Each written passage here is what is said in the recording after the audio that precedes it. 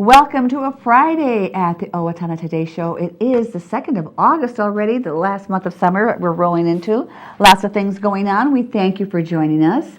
We do have some sponsors we do want to thank, those that make this show possible. And we hope that if you're in some of these businesses, you thank them for supporting the Owatonna Today Show. Beginning with our premier supporters, they are the City of Owatonna, along with Express Employment Professionals, Owatonna Public Utilities, and the Safe and Drug-Free Coalition of Steele County, also the United Way of Steele County.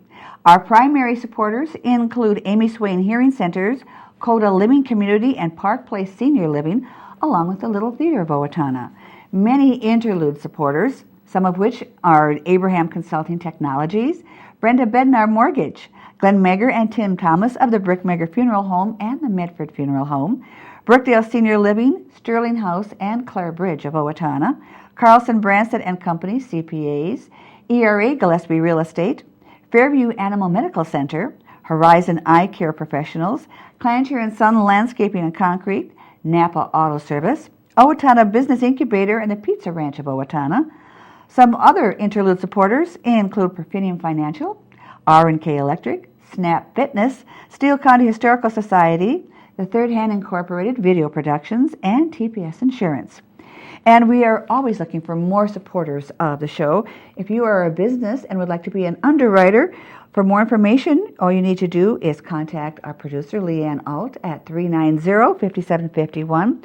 And if you'd like to help keep the Owatonna Today Show on the air, you can mail any contributions to Leanne at Owatonna Today Show at 1130 North Elm Avenue in Owatonna. And being a Friday, and this is vacation week, we're going to be touring some state parks. Bemidji State Park and Old Mill State Park, which I haven't seen, so I'm looking forward to that. So we'll do that right after we check in with those great supporters, so stay with us. Hello, I'm Sean McNulty. And I'm Deb Gillard with Brookdale Senior Living, Sterling House, and Clare Bridge of Owatonna. And we are a proud sponsor of the Owatonna Today Show. I needed more than just another dead-end job. I wanted a career, so I expressed myself. With the kids off to college, I decided it was time for me to go back to work and express myself. Express got me in touch with some really great companies. Now I'm on my way to a great career. Express Employment Professionals is in contact with thousands of companies in need of quality employees. Come in now and get the job you deserve. Express yourself today.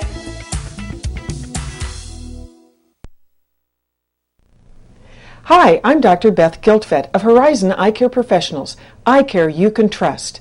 We're proud supporters of Owatonna Today.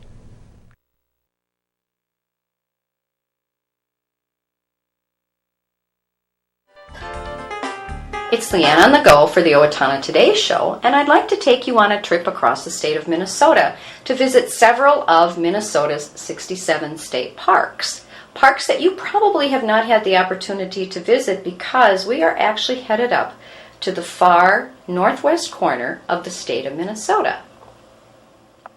The first stop on our tour of these state parks in northwest Minnesota is Bemidji State Park. Maybe some of you have been up to Bemidji, but have you ever stopped off at the beautiful state park that's located on the north shore of Lake Bemidji? The park features a lot of water recreation right on the park with fishing and boating and swimming. But have you ever been to their bog? It's quite a magical place. One of the major features of Lake Bemidji is their bog walk. It's a boardwalk that goes deep into a bog, quite extensive boardwalk, and on either side you will see plants that are indigenous to bogs, some that eat insects. And if we're lucky, and I think we're here at the right time, we will see the state flower, the showy lady slipper. One of the major features of Bemidji State Park is their great bog walk. And in the bog walk you're going to see a lot of different types of plants and flowers that you normally don't see in the regular woods. So let's take a walk through the bog walk. Here we have pitcher plants. These are plants endemic to the bogs of northern Minnesota. And what happens is bugs will crawl down inside the pitcher. There's liquid there. that kills the bugs, and then the plant digests the bugs. This is the flower from the pitcher plant. Another rare find here in the bogs of northern Minnesota. Give you a better look at the pitcher plants here to show you the inside of one. This is a nice little complex of pitcher plants. We have a blossom coming right there. And these here you can actually get a better look on the inside of the pitcher plant.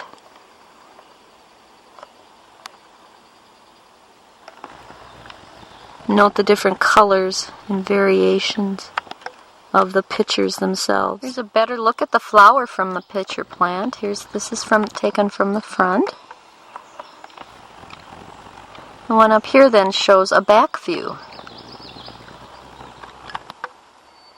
You're looking at another plant. It's actually an insect-eating plant that you find here in the bog area.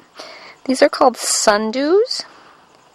If you notice, there's the middle of the plant, and then they have little veiny tentacle type apparatus coming off of the middle of the plant. And what happens is when an insect comes along, the plant knows when it's an insect, and the plant will close up around it. The tentacles are sticky, holds the insect into the middle of the plant, and then the plant absorbs the insect or the nutrients from the insect. These are actually very, very tiny. Probably the biggest one, or maybe about as big as my thumbnail. But a really cool bog plant. Another flower specialty that you'll find here in the bog is this right here. It's called a dragon's mouth orchid. We'll try to get in and give you a really nice close-up of it. Isn't that beautiful? Sorry for the wiggle. Dragon's mouth orchid. Here we can get a closer look at the showy lady slipper. And if you notice, we'll concentrate on this bunch here. They have 2 flowers per stalk. Generally, we'll kind of angle around a little bit there. Beautiful. And if you look on the inside, we'll go down to this one here. If you look on the inside of the flower, you'll see little pink dots. Unlike other lady slippers, your yellow lady slipper and your red lady slipper, these actually, the stems grow quite tall and they're multi-leaved. So these actually stand about 2 to 3 feet tall. There it is, your state flower of Minnesota. This bunch of the showy lady slippers really gives you a good idea of the progression of the blossoms.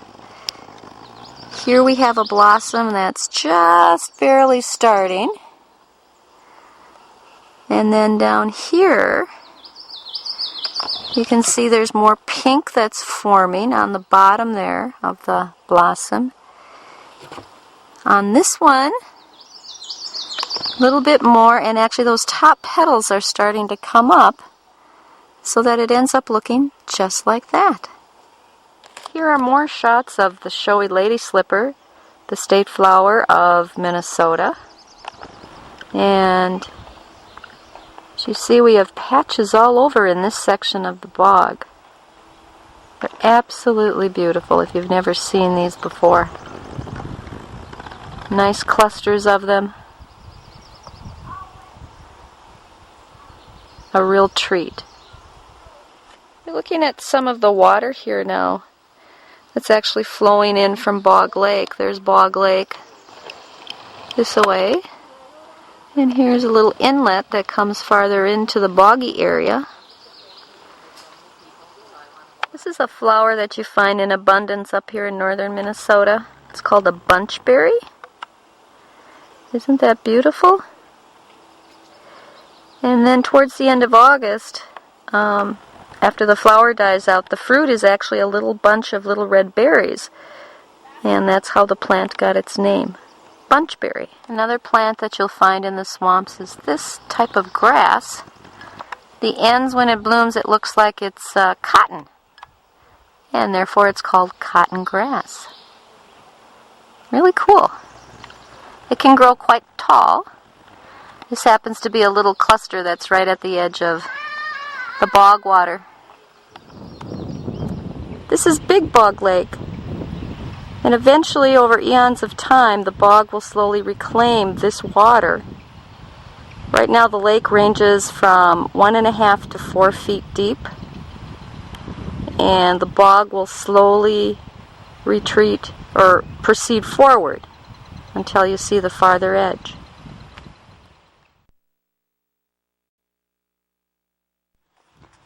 We are at the Big Bog Boardwalk in Ludlow Island Trails. This is one of the largest bogs up in this part of the state of Minnesota. And it's a mile-long boardwalk out into the bog. So let's see what we can find there. This is the first part of the bog walk, and we're walking amongst a lot of short willow. You see some trees up ahead. Here's a portion of the bog walk. We'll turn it this way. Trees are not as dense. Those are black spruce that you see. And occasionally there's a tamarack.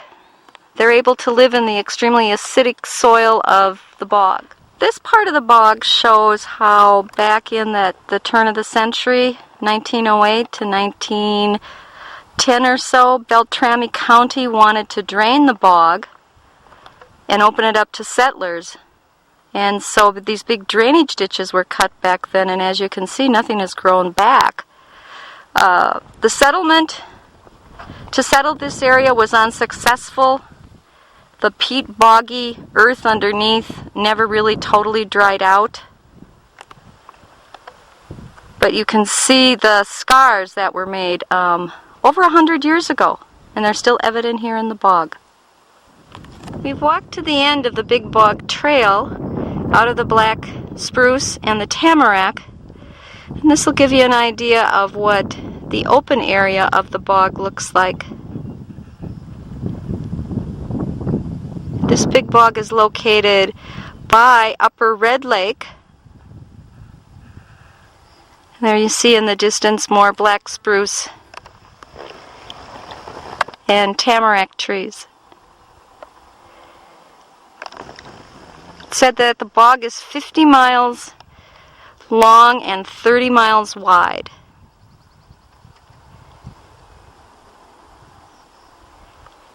An amazing sight to see in northern Minnesota. Here we see the end of the walkway through the bog. It's a mile from where we started. And you see just a tremendous amount of pitcher plants here, even more so than what we saw in Bemidji.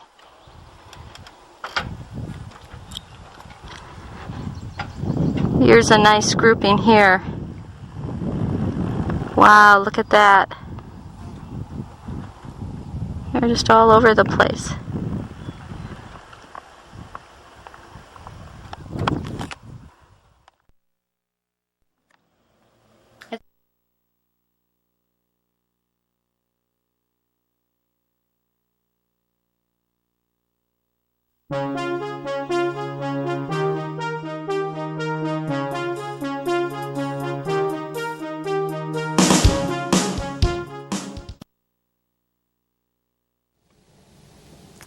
Everyone deserves opportunities to have a good life, a quality education that leads to a stable job, enough income to support a family through retirement, and good health.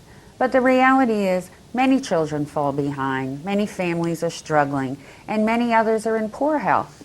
United Way's goal is to find long-term solutions. Thanks to a grant from the Otto Bremer Foundation, we're hosting community conversations this year to address these issues. If you'd like to join us, please call our office. Hi, I'm Rick Smith, Golf Course Superintendent of the Brooktree Golf Course. Brooktree is an 18-hole championship golf course featuring well-manicured greens, tees, and fairways. We are open to the public.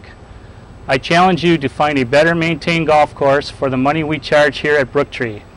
Come on out and play Brooktree, a great golf course.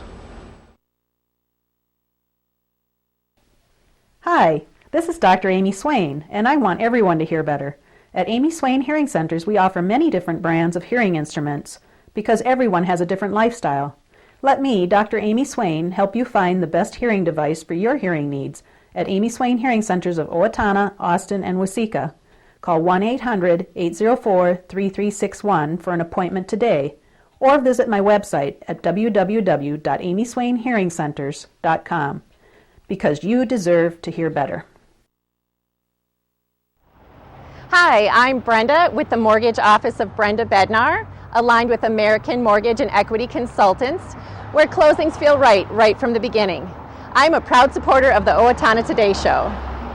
Leave Lake of the Woods, we'll be heading west again to Old Mill State Park. It's rather close to the South Dakota border, and it is in Marshall County. And here we are, Old Mill State Park. Our next state park is Old Mills State Park. It's located north and west of Thief River Falls. The water feature in this park is the Middle River, and it kind of runs right through the middle of the park. Looking at the picnic shelter here at Old Mill State Park, and it was built around 1936 to 1938. It was a WPA project. Over here we have the bathrooms, wonderful stonework. And then over here we have the beach house. Another nice feature of Old Mill is that they have a man-made swimming pool, nice sandy beach, and this again would have been, there's my husband Gary, and this again would have been done by the WPA workers. We've seen this type of swimming pool in a couple other state parks, all made by the WPA. Here's another view of the swimming area here at Old Mill State Park. It appears that this lake is fed by a spring, and then this is the exit down to the Middle River. And right down here we have a spotted sandpiper. Another feature of the park is this great WPA suspension bridge put over the Middle River. We'll walk to the side and give you a side view of it. Absolutely gorgeous. What wonderful stone craftsmanship.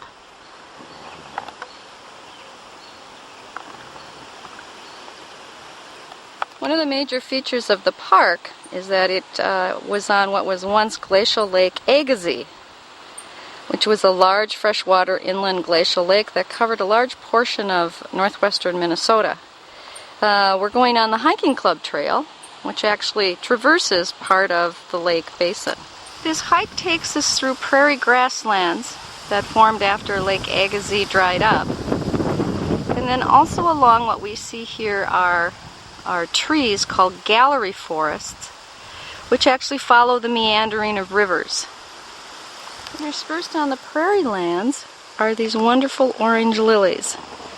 They're called wood lilies, or in some instances prairie lilies. Another prairie flower is this black-eyed Susan, a familiar flower down in southern Minnesota along the roadside ditches. This is an overhead shot of the Middle River, and you'll notice the color of the water is that of root beer.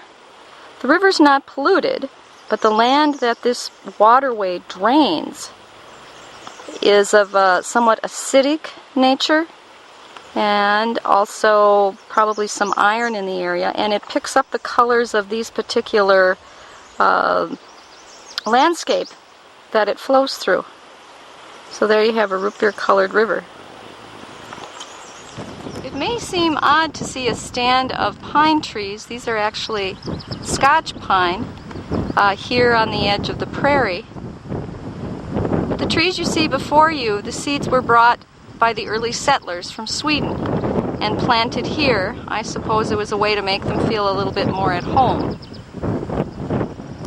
We're in the middle of the pine grove. It's windy today.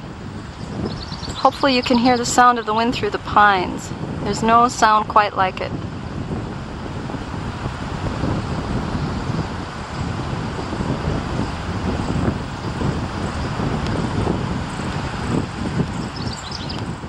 main feature of this state park, as you can tell from the name Old Mill State Park, was an actual grist mill, the Old Larson Mill.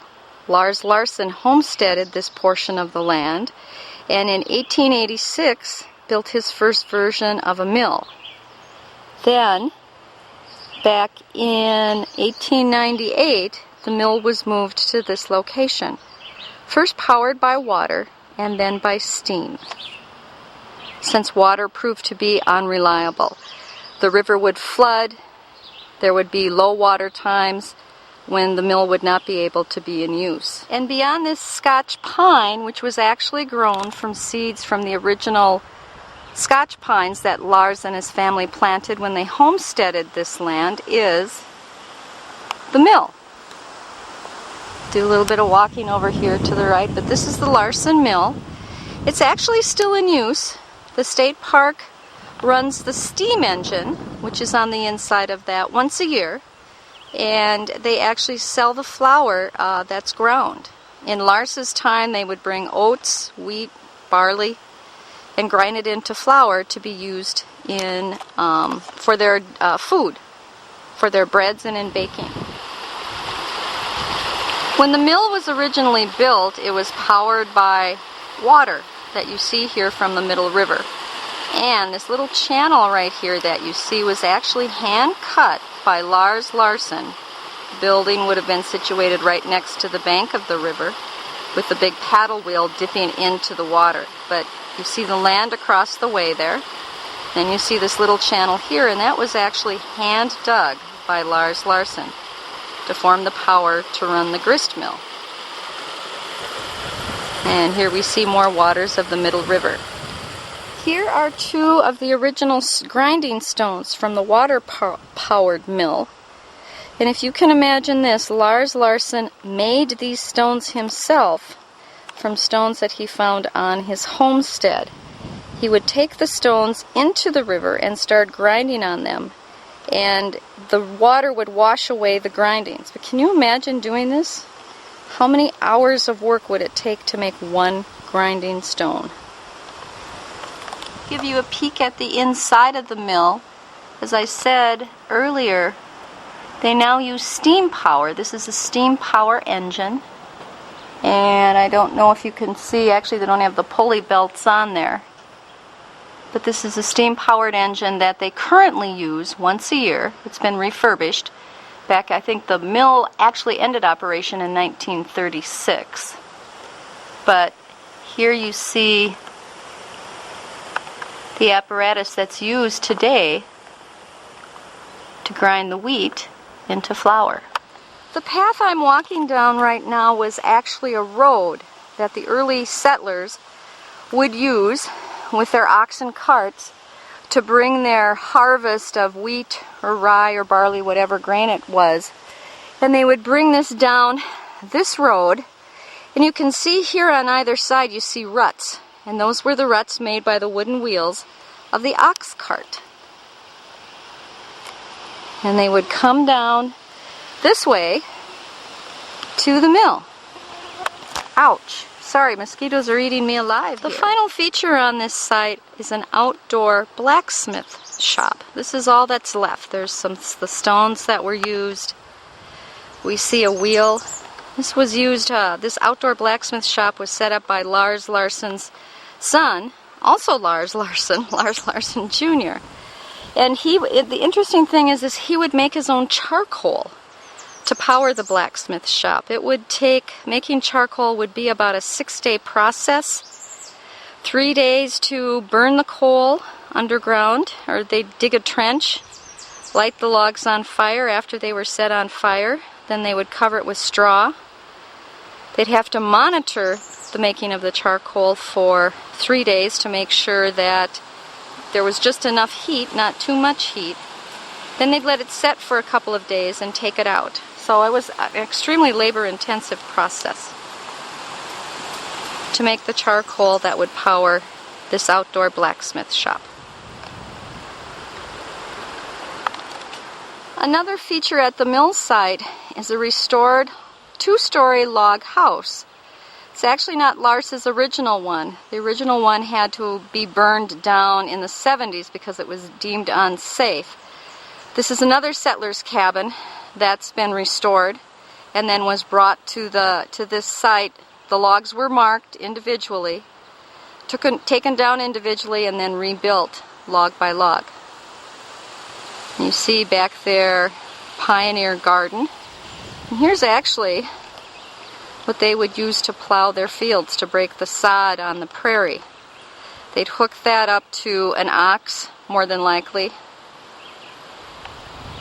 to break the sod so that they could plant their crops. And that gives you some of the major attractions here at Old Mill State Park. I hope you've enjoyed this video tour. Hi, I'm Mike. And I'm Jake with Napa Auto Parts. Napa has the know-how for all your automotive needs. Napa is a proud supporter of the Owatonna Today Show. Did you know that it is illegal in the city of Owatonna to host or allow a gathering where minors will be consuming alcoholic beverages on your property or in your residence? Did you know that it is illegal to provide minors with alcohol unless they are your own kids in your own home? Underage drinking leads to increased risk of future chemical dependency, engaging in more serious criminal activity, and becoming a victim of a crime. Please help keep our kids and our community safe by not encouraging, hosting, or allowing underage drinking. This is a message from the Owatonna Police Department and the Safe and Drug-Free Coalition of Steele County.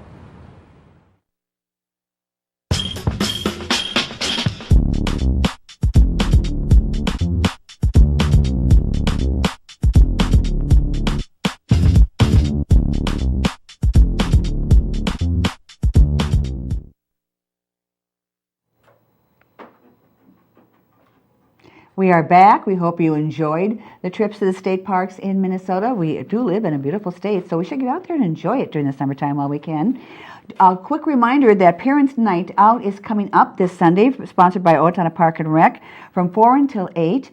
You can golf, and your children age 10 or older can swim at River Springs Water Park. So you can contact Park and Rec for more information regarding Parents' Nights Out. And coming up on Sunday from 4 until 7, St. Paul's Lutheran Church of Meriden is having their annual ice cream social. Lots of ice cream, silent auction baskets, homemade pies. There's going to be Steve's pork burgers and homemade barbecues. Lots of great food at St. Paul's Lutheran Church in Meriden. And one last mention, the Owatonna Art Center has two artists, Jim Colton, a photographer, a portrait of Southeast Asia, and Patrick Ginter, a painter in the galleries, and that's starting August 4th through the 25th of August, and that is at the Owatonna Arts Center. And we do thank you for joining us this week. We hope you enjoyed our vacation week. We'll be back here on Monday, of course. We hope you have a great weekend. It should be a little bit warmer than this past weekend.